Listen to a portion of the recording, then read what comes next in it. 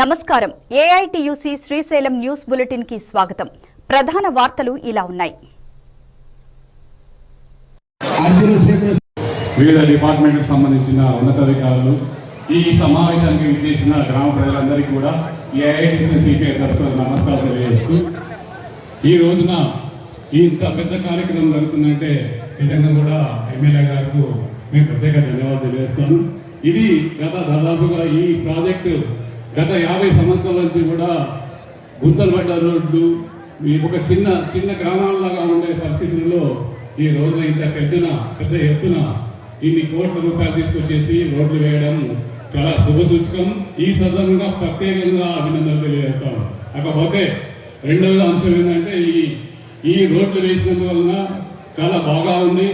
అట్లాగే ఈ డ్రైనేజ్ వ్యవస్థను కూడా దాంతో పాటే పూర్తి చేస్తే బాగుండేది. రాబోయే వర్షాకాలంలో చాలా ఇబ్బందికర పరిస్థితులు కాబట్టి అది కూడా ఉన్నతాధికారుల దృష్టికి తీసుకొచ్చి ఆ డ్రైనేజ్ కాలువలను కూడా ఈ వర్షాకాలం వచ్చే లోపలే పూర్తి చేస్తారని ఆశిస్తున్నాం. ఇకపోతే మూడో అంశం కన్నా ఒకటి ప్రత్యేకమైన ఇష్యూ ఈ ఊళ్ళో ఉంది. ఆ ఇష్యూను ఖచ్చితంగా మేడం గారు ఇక్కడ ఉన్నారు, అట్లాగే మీరు కూడా ఉన్నారు కాబట్టి మీ దృష్టికి తీసుకురావాలి.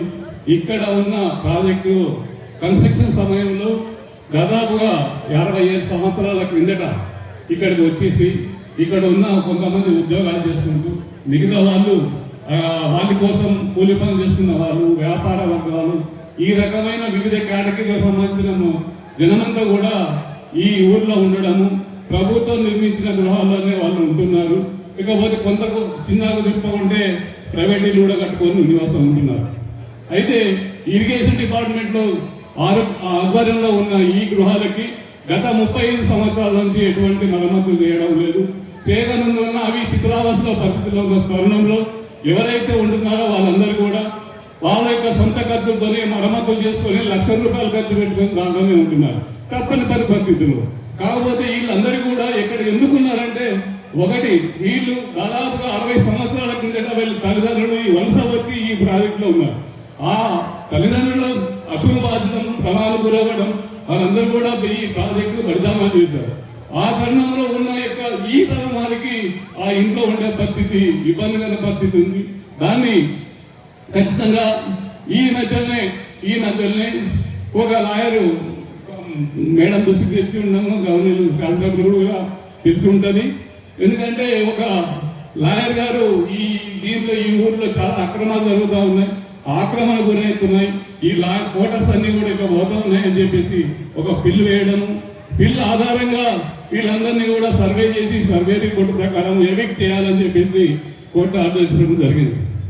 ఈ తరుణంలో ఈ ఎంఆర్ఓ గారు గత 10 రోజుల నుంచి నోటీసులు ఇవ్వడం జరుగుతూ ఉంది. ఈ మధ్య కాలంలో ఇంత ఆందోళన ఈ ఊర్లో ఉండే జనాలకి ఇంత కార్యక్రమం ఎప్పుడు లేదు. చాలా ఆందోళన ఉన్నారు సార్. మేడం గారు, మీరు ప్లీజ్ మా యొక్క జనాలని, ప్రజలను దృష్టిలో పెట్టుకోండి.